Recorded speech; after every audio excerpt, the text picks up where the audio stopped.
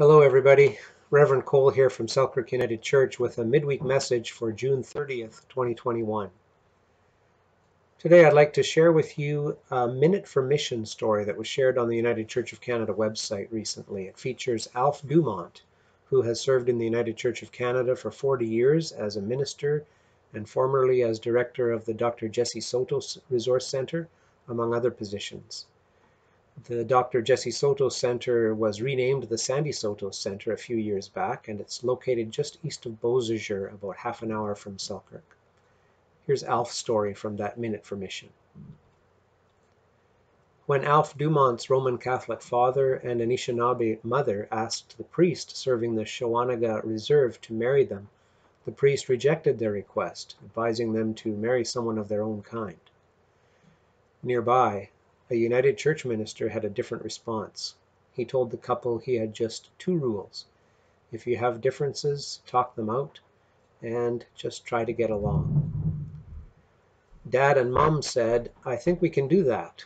They brought together First Nations understanding and non-First Nations understanding. That's how I came to the church, Dumont recounts in a United in Learning webinar.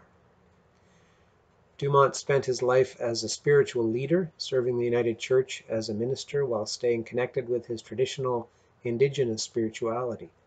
His memoir, The Other Side of the River, From Church Pew to Sweat Lodge, shares stories of how Dumont walks between the two worlds of Indigenous and settler, traditional spirituality and Christianity.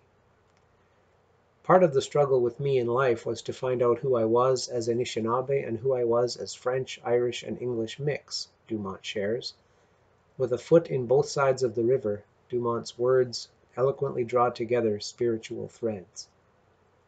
He writes, "There are 7 truths in some of the Anishinaabe teaching: love, courage, respect, humility, truth, wisdom, and honesty. But you can't have one of those teachings or truths without having the others. So you can't have respect without love. You can't have truth without humility," explains Dumont. I took those underlying teachings and applied them to the 4 teachings on love. Love God, love your neighbor, love your enemy, love yourself. You can't have one teaching without the other. You can't love God if you don't truly love yourself. You cannot love your neighbor unless you truly love God. In an interview, Broadview magazine asked Dumont to weigh in on the future of reconciliation. "Part of the struggle has to do with learning to walk together again," he says. "It means being as open as we can. You bring a gift that I don't have. I bring a gift that you may not have. And as we share, we learn from the gifts that we have been given." That's from Alf Dumont.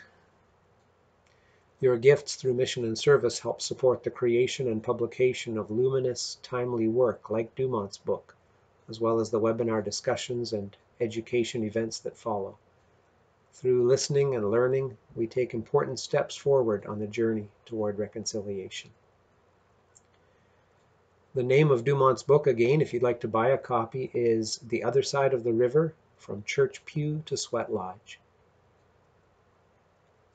As more and more news comes to light about past atrocities at residential schools, so too do more and more opportunities for us to become educated, to listen to our sisters and brothers in the Indigenous community, to hear their stories, and to commit to being a church that seeks justice and resists evil, even as we recognize the fact that we have been part of the problem.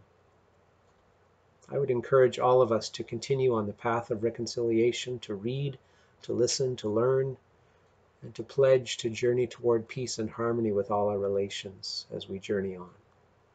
May God, our Creator, be with us all as we walk this path together.